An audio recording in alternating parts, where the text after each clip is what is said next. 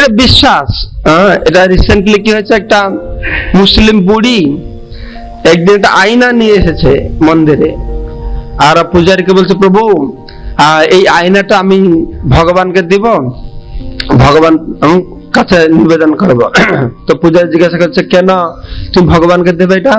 না, আমার একটা নাতি ছিল, তো ছোটবেলা থেকে কিছু দেখতে পারে না, তো আমি এই ঠাকুর কাছে প্রার্থনা করেছিলাম, হে প্রভু, আপনি যদি আমার নাতি চোখ দিবেন, সে দেখতে পারবে, তাহলে আমি একটা আয়না দেবো, সে আয়না দিয়ে তুমি তোমার মুখ দেখতে পারবে। তো আমার চোখ বা আমার নাতির চোখ ভালো হয়ে গেছে, তো তাই আমি আয়নাটা দিচ্ছি, তুমি রোজ এই আয়নাটা দিবে, জগন্নাথের মুখ দর্শন করবে।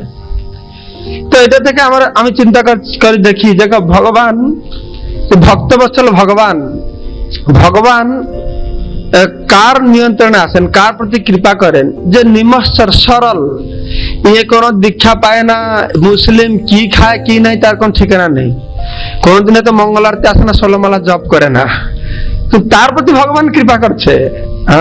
সেজন্য জগন্নাথ আছেন অত্যন্ত কৃপালু, অত্যন্ত পতিত অধম পামরদেরকে খুঁজে খুঁজে জগন্নাথ কৃপা করবে। কিন্তু জগন্নাথের আরেকটি নাম হচ্ছে গর্বগঞ্জন। তিনি গর্ব সহ্য করতে পারে না, অহংকার সহ্য করতে পারে না।